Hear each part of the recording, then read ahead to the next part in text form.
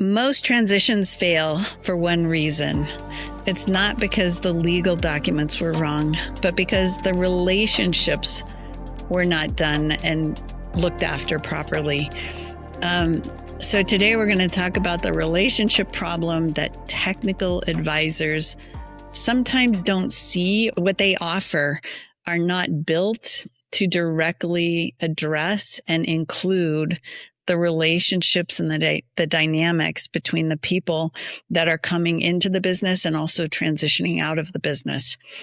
So technical advisors, we love them. We are not CPAs, attorneys, merger acquisition, financial people. We are none of those things.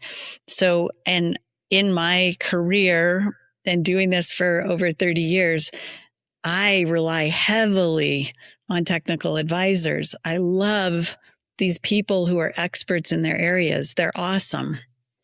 And what they do is they solve for the transaction, the ownership, the tax strategy, the estate structure, the financial wealth, and the financial health of the owners going forward after they no longer have a revenue generating type of an entity.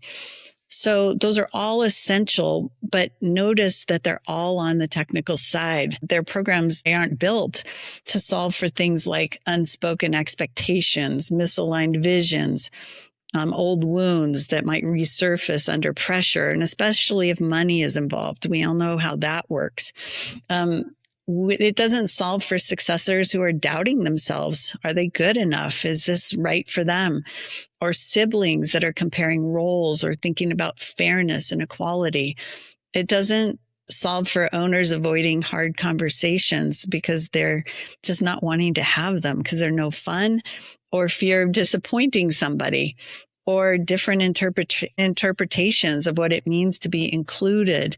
What is leadership? What is legacy? And what is truly fairness and equality? And those things, they boil down into many times family values. And those family values are things that are important to the family. And hopefully you want to have those continued. So this is the stuff that actually sinks the transition. And it is emotional. It's also relational, and it's part of what people are not paying attention to. So that's what we think is what tanks and what makes transitions not go well, because people live up to their commitment. They don't live up to a person's expectations of them. And in real life, if you're expecting people to show up and bury their misaligned visions and not bring up their old wounds and forget about whether or not they're doubting themselves and forget about the comparison and equality and fairness between siblings and not be disappointed in each other, those things, they don't actually magically go away. Those things are sitting there, and addressing them helps then to put that succession strategy in the best light to make it happen. So what makes us different? The industry has a 30% success rate. So statistically over the years, only 30% of businesses tend to make it into the next generation successfully. That means that they're still operating, they're still surviving, and they're still doing well. We consistently at the Transition Strategists hit 95%. The reason why it's high is because we help owners tackle all of those things that I just mentioned.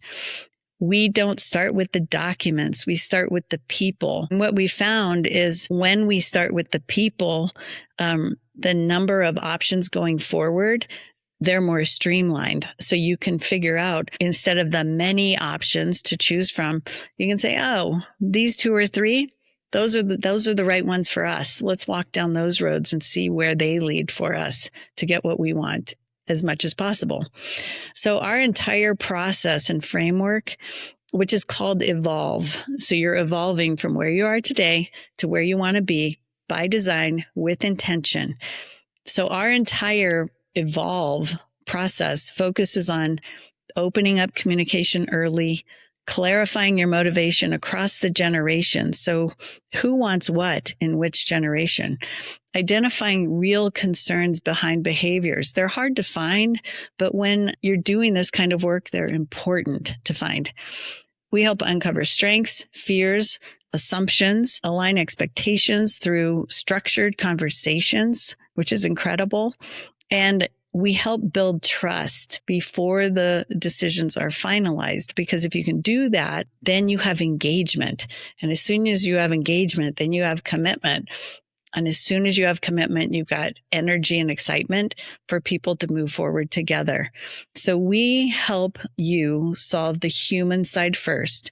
So the technical plan actually has a chance to work, and that technical plan actually supports what you're trying to accomplish. Without that alignment, even the best technical plans can become fuel for conflict, and they can backfire on you. And with alignment, even the most complex transitions become more durable and healthy for the family going forward. How does this collaborative design prevent the failures? In another session, we talked about 3 different approaches to transition strategy planning. Transition 1.0 is the secret. It gets told to the successor when it happens. So transition 1.0, we call it the secret will that you wrote and put in a drawer. It hides everything until the time. The transition 2.0, that's inform and announce. It reveals the plan, but it hides the thinking. So you'll reveal the plan, but it doesn't incorporate the thinking. Sometimes your thinking doesn't get really understood. And most of the time, you haven't taken into account anybody else's thoughts or what their desires are. So this is typically the owner's thinking. The plan is in place. It gets revealed. The decisions are already made. Both of those can create resistance, sometimes some shock, and you have compliance instead of commitment. Many times there's confusion, and especially in the transition 1.0, that secret will approach. We see relationships fracture in those because, again, there isn't any buy-in from that next generation. And that emotional fallout can last for years, and it also can completely fracture your family to where siblings don't speak to each other again, and cousins, they don't know each other anymore. I think that is so sad. So transition 3.0, our approach, it's different. It brings the right people into the conversation before the decisions are finalized. So they're heard.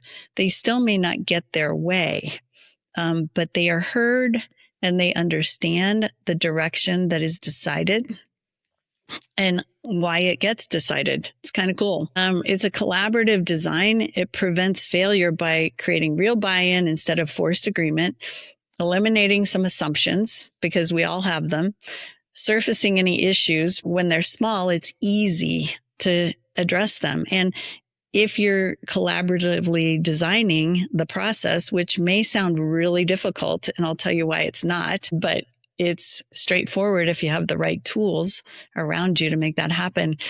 You surface those issues when they're small so they don't become explosive, so they don't build and grow for later. You let both generations understand the why behind your choices, and you get confidence and clarity and shared ownership of this roadmap forward so that you can create a roadmap that people actually believe in.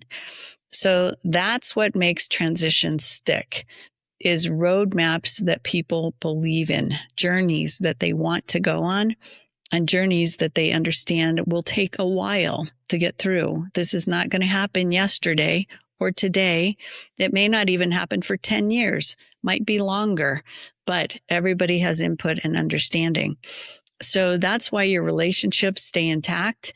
And that's why successors then can step into this leadership, and they can do it successfully instead of hesitantly because they really don't know what's coming. They can do it with confidence.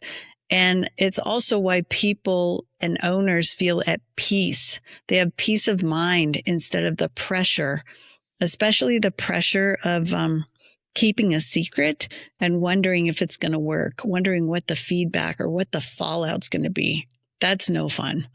So Transition 3.0, it doesn't replace your technical planning at all by any means. But what it does is it integrates with your technical planning to give you a better opportunity to make it work in harmony together. Because ultimately, all the technical planning is important, and it's the people who that technical planning serves, and it's the people who need to live out the future, right? Your next generation, they're the ones that get to live with the decisions that are being made today. So I would love to invite you to come and take a look at our Evolve community and our Evolve program. It is very special. We have a program where owners come in, successors come in, and you're able to collaboratively design a roadmap forward in a very short period of time. It's something that you can start executing on small right now, and you can grow into doing more later. It's in your time frame.